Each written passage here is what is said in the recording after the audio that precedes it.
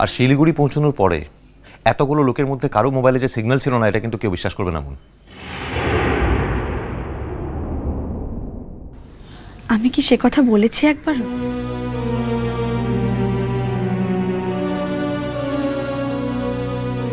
সকলেই নিজেদের ফোনটা খুলে রেখেছিল, কিন্তু সিগন্যাল না পাওয়া গেলে কি করা যাবে? আর ম্যাক্সিমাম লোকের ফোনটা চার্জ আউট হয়ে গেছিল, কারোর ফোনে চার্জ ছিল না। আর যাদের ফোনে চার্জ ছিল তারা নিজেদের বাড়িতে ফোন করেছে। আর তখন আমাদের প্রায়োরিটি ছিল যে স্টুডেন্টদের বাড়িতে খবর দেওয়া। স্টুডেন্টদের মধ্যে অনেকেই ট্রমাটাইজড হয়েছিল, ওদেরকে নার্সিং করা। এইসবের মধ্যে আমরা টিচাররা অনেকেই স্কোপ পাইনি বাড়িতে ইনফর্ম করার। গ্রেট, কত ক্যাজুয়ালি কথাটা বলে দিলে। কি আশ্চর্য, ও তো প্র্যাকটিক্যালি ফিল্ডে যা হয়েছে তাই বলছে। হ্যাঁ, তবে এটা ঘটনা যে দুটো বাড়িতে যে প্রচণ্ড টেনশন হচ্ছিল, তাতে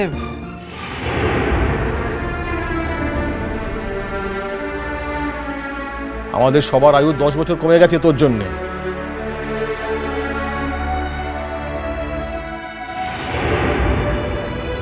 আর কখনো অত দূরে যেতে দেব না তোকে আমি।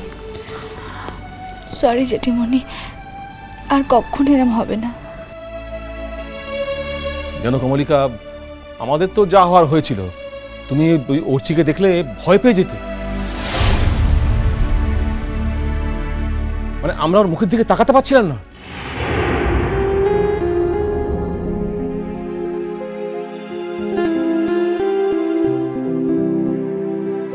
আর 5 মিনিট, আর 5 মিনিট হলেই হয়ে গিয়েছিল। আমাদের সঙ্গে দেখা হতো না? ভালোই হতো দাদা ভাই।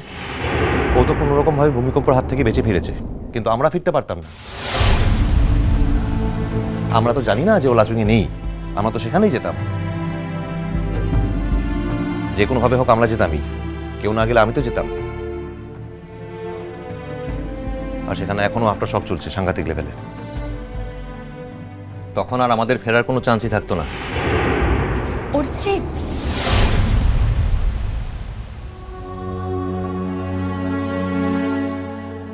আসলে ওর ওপর দিয়ে একটা সাংঘাতিক ঝড় চলে গিয়েছে।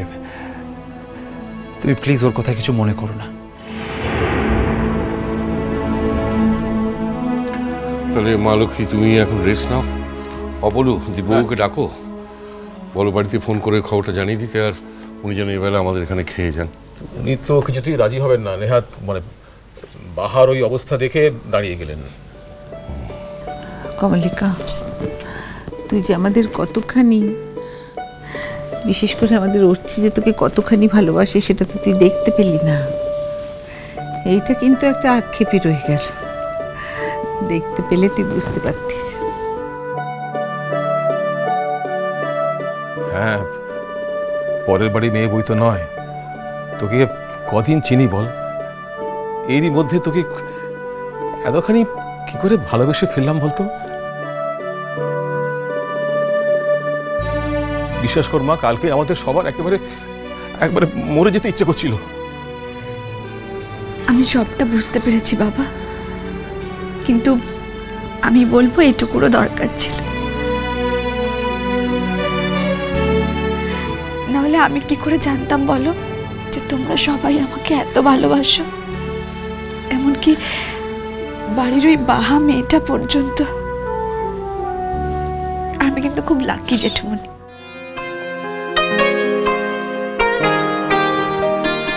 দাদা ভাই, বলো তো আমার মতো এরকম লাকি কটা মেয়ে হয়? আচ্ছা জেঠিমণি, তুমি কিন্তু আর কাঁদবে না, এবার একটু হাসো।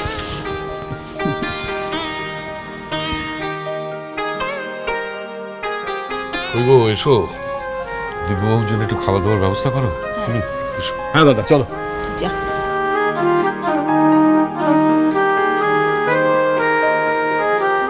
কি হলো? যাও। বুঝে তিনি রাগ করে বেরিয়ে গেলেন, ইয়েতে রাগ ভাঙাও। ও কম্মনটি কিন্তু আমাদের নয়। আমার বয়ে গেছে। কি বললে? বলো বলো, কি বললে? দাদা ভাই প্লিজ সরো, আমাকে ফ্রেশ হতে হবে। বুঝেছি। সরো।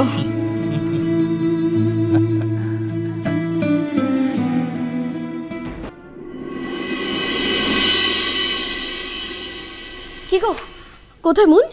এসেছে মন? কোথায় মা আমার? কই দাদা, আমার মুনিয়া কই? সে কখন থেকে ছটপট করছি। ও দাদা, তুমি ওর শ্বশুর বাড়িতে ভালো করে বলে এসেছে তো, যাতে এই বাড়িতে মুনিয়া কদিন থাকতে পারে? গৌরাঙ্গ বুঝি সঙ্গে এসেছে, তাই তুই আগে খবর দিতে এলি? মা, মন আসেনি। কি, মুনিয়াকে ছাড়লো না ওরা? তুই বলিসনি পয়মন্তীকে দেখবার জন্য বৌমা ব্যাকুল হয়ে আছে, আর আমরা সবাই মুনিয়াকে দেখার জন্য ছটফট করছি? মা, ওদের তো কোনো আপত্তি থাকে না কখনো। ওই মুনি বলল যে কি বললো মন? হ্যাঁ, ওর শ্বশুর বাড়ির লোকেরা ওর কাছে এখন এত ইম্পর্টেন্ট হয়ে গিয়েছে যে একবার নিজের মাকে দেখা দিয়ে যেতে পারলো না। তাহলে বোধহয় সবে এসেছে, তাই বিকেলে হয়তো বিশ্রাম টিশ্রাম নিয়ে আসবে, তাই না? মা, বিকেলেও আসতে পারবে কিনা জানি না। আসলে মন আমার উপর প্রতিশোধ নিচ্ছে। যাওয়ার আগে আমার সঙ্গে রাগারাগি হয়েছিল তো, তাই এখন না এসে আমার উপর প্রতিশোধ নিচ্ছে। ওফ অনু, কি সব আজে বাজে কথা বলছো? এখন কি ওর সেসব কথা মনে আছে? যে অবস্থায় ফিরেছে মেয়েটা, আর এসেই তো আবার কি দাদা? ও দাদা, ঠিক করে বলো তো, মন সুস্থভাবে একেবারে ভালোভাবে বাড়ি ফিরেছে তো? আরে হ্যাঁ রে বাবা, তা না হলে কি আমি বলতাম না? তাহলে যে বললি এসেই আবার বলে থেমে গেলি? ওই বাহা মাথা টাথা ফাটিয়ে একাকার কাণ্ড করেছে। মন তো এসেই তাকে নিয়ে ব্যস্ত হয়ে পড়েছে। বাহা মাথা ফাটিয়েছে মানে কি করে? এই কথাটা তো আমাকে এতক্ষণ বলিসনি। মা, ওদের বাড়ির মেয়েদের মাথা ফাটাটা আপনার কাছে এত ইম্পর্টেন্ট যে আপনার নিজের নাতনি ফিরে এসেছে, সেই খবরটা জানার পরেও আপনি আপনার ছেলেকে অভিযোগ করছেন যে সে আপনাকে এই খবরটা দেয়নি। অনু, আমি তোমাকে অনেকবার বলেছি যে বাহা ও বাড়িতে কাজের মেয়ের মতো থাকে না। কাজেই মেইড কথাটা তুমি ওর সম্পর্কে ব্যবহার করবে না। আমি ওর যা পরিচয় পেয়েছি সেটাই বলছি দিব।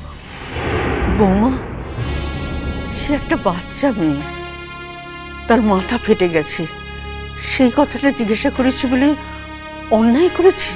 না, আপনি এমনভাবে জিজ্ঞাসা করলেন যেন ওই বাড়ির মেয়েটাকে আপনি অনেক দিন ধরে চেনেন।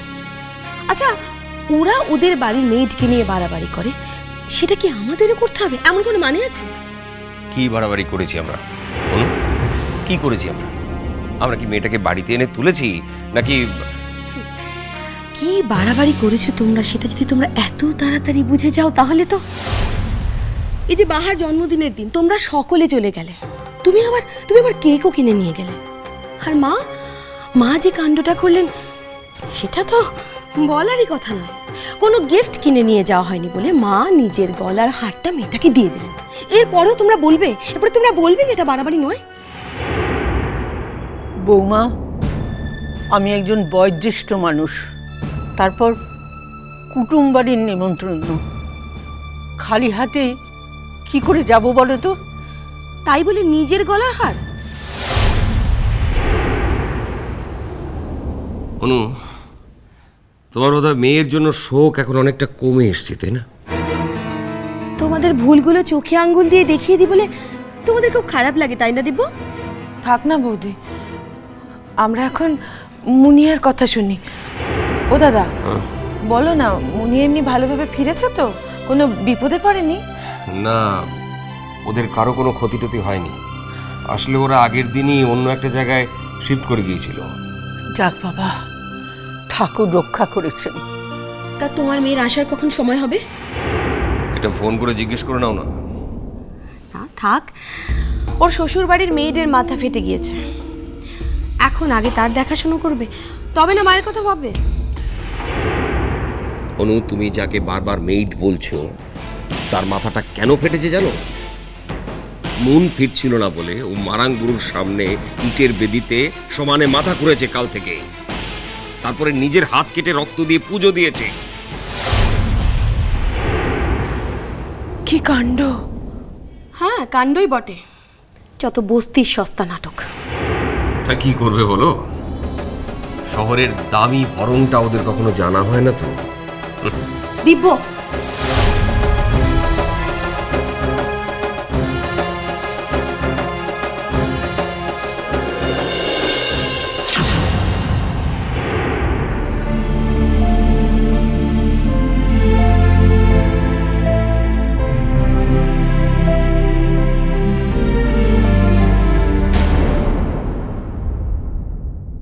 তোমাকে ছেড়ে মরণ ছাড়া আমি আর কোথাও যেতে পারবো না।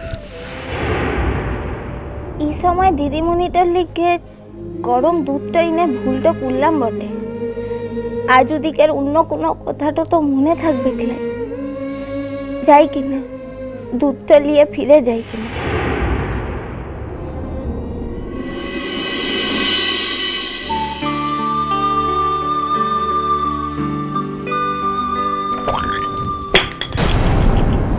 কে? মিষ্টি কুটু মিষ্টি কুটু মিষ্টি কুটু